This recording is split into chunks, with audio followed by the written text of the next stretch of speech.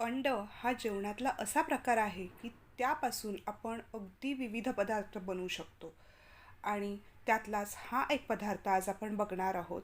नेहमीपेक्षा वेगळा आणि चवीला खूपच चविष्ट लागणारा असा हा मेनू आज आपण बघणार आहोत. चला वळूया रेसिपीकडे. तर इथे मी अंडी घेतलेली आहेत.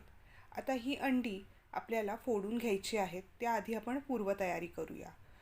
तर ही जी डिश आहे यासाठी खूप कमी साहित्य लागतं आणि कमी साहित्यातही ही जी रेसिपी आहे, हा पदार्थ आहे, हा एकदम चविष्ट बनतो. यासाठी कांदे जरा जास्त लागतात. आता इथे कांदे कापण्याआधी एक ऑमलेट बनवून घेते. माझ्या मुलीला ऑमलेट पाहिजे आहे.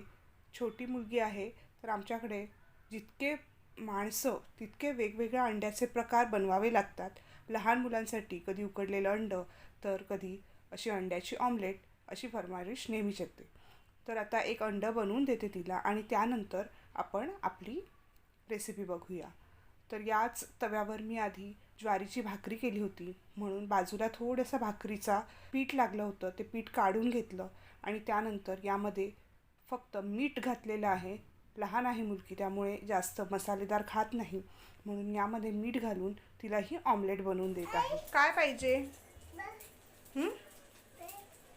ऑमलेट झालं की नाही ते विचारण्यासाठी इकडे आलेली आहे माझी छोटी. हिलाच जुळी बहीण आहे जिला उकडलेलं अंडं आवडतं, तर ही सर्वात लहान आहे. तिला अंड्याची ऑमलेट खूप आवडते.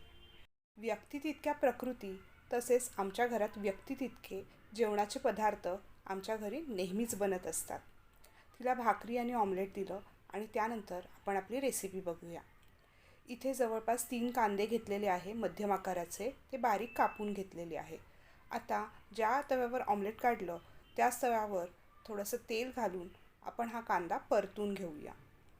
तर मला जास्त भांडी भरायला अशी आवडत नाही, त्यामुळे याच तव्यावर मी आधी भाकरी केली होती, नंतर ऑमलेट आणि त्याच्यावरच आपण आजची रेसिपी बघत आहोत. आता हे सर्व कांदे बारीक कापलेले आहेत, हे परतून घेऊया. आपण मध्यम आकाराचे 3 कांदे घेतले होते आणि इथे 2 टोमॅटो मध्यम आकाराचे बारीक चिरून घेत आहोत. अगदी मसाला ऑमलेटला लागणारं जे साहित्य असतं ना, तेच साहित्य याही रेसिपीला लागतं. पण साहित्य जरी सेम असेल तरीही चव अगदीच वेगळी असते. एकदा ही रेसिपी करून बघा, म्हणजे लक्षात येईल की सारखे जरी पदार्थ असले तरीही बनवण्याची पद्धत ही आपल्या रेसिपीला अगदी वेगळी अशी चव देते. कांदे तेलावर परतल्यानंतर हे 2 बारीक चिरलेले टोमॅटोही तेलावर परतायचे आहे. खूप अगदी असे शिजवून नाही द्यायचे, कारण की नंतर हे शिजणारच आहेत. आता यामध्ये लाल तिखट घातलेलं आहे आणि मीठ घातलेलं आहे. आणि ही रेसिपी बनवताना जे भांडं घ्याल ते शक्यतो तवा किंवा पसरट कुठलं तरी भांडं असेल तेच घ्यायचं आहे. आता हे सर्व परतून घेऊया आणि मग त्यानंतर यामध्ये कोथिंबीर घालूया. त्यातली अर्धी कोथिंबीर मी आत्ता घातलेली आहे आणि अर्धी उरलेली कोथिंबीर आपण नंतर घालणार आहोत. आता हे जे आपलं मिश्रण तयार झालेलं आहे, ह्याला पसरून घ्यायचं आहे त्या तव्यावर. आणि आता यानंतरची सगळी प्रोसेस ही मंद आचेवर करायची आहे. आपला कांदा शिजलेला आहे, त्यामुळे अगदी मंद आच ठेवायची आहे आणि त्यावर अंडी सेट करायला ठेवायची आहे. तर अंडं हे एखाद्या वाटीमध्ये पहिलं फोडून घ्यायचं आहे आणि मग त्यानंतर या कांद्या टोमॅटोच्या मिश्रणावर हे सेट करायचे आहेत.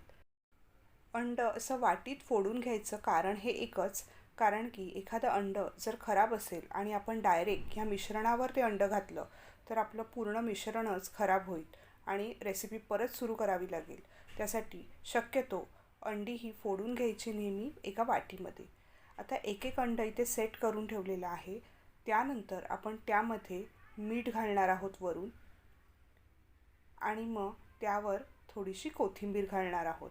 तर मगाशी आपण थोडीशी कोथिंबीर ठेवली होती ती अशी वर घालण्यासाठीच. आता ही कोथिंबीर घातल्यानंतर मंद आचेवरच आपल्याला हे शिजत ठेवायचं आहे.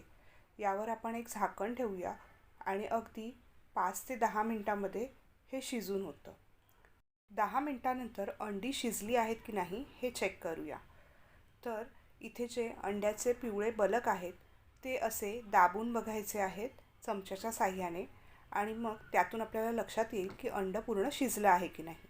तिथे अंड्याचं पिवळं बलक पूर्ण शिजलेलं आहे, याचा अर्थ आपली ही रेसिपी तयार आहे. हीच रेसिपी अंड हाफ फ्राय ठेवूनही बनवू शकता, म्हणजे अगदी 5 मिनटं वाफ काढून हे हाफ फ्राय अंड खायला तयार आहे. याचे आता काप करूया, म्हणजे प्रत्येक एका कापमध्ये एक एक पिवळं बलक येईल अशा प्रकारे याचे काप करून घेऊया. मसाला ऑमलेट बनवतात त्याच साहित्यामध्ये बनलेली ही रेसिपी एकदा करून बघा, तुम्हाला नक्की आवडेल. आणि इथपर्यंत तुम्ही हा व्हिडिओ बघितला आहे म्हणजे ही रेसिपी तुम्हाला नक्कीच आवडली आहे. आणि रेसिपी आवडली आहे तर लगेचच लाईक करायला विसरू नका. अशा छान छान रेसिपीसाठी या चॅनलला नक्कीच सबस्क्राईब करा आणि फॉलो करा. आणि तुमच्या फूडी फ्रेंड्सबरोबर असे हे व्हिडिओ शेअर करत जा. पुन्हा भेटूया एका नवीन व्हिडिओमध्ये.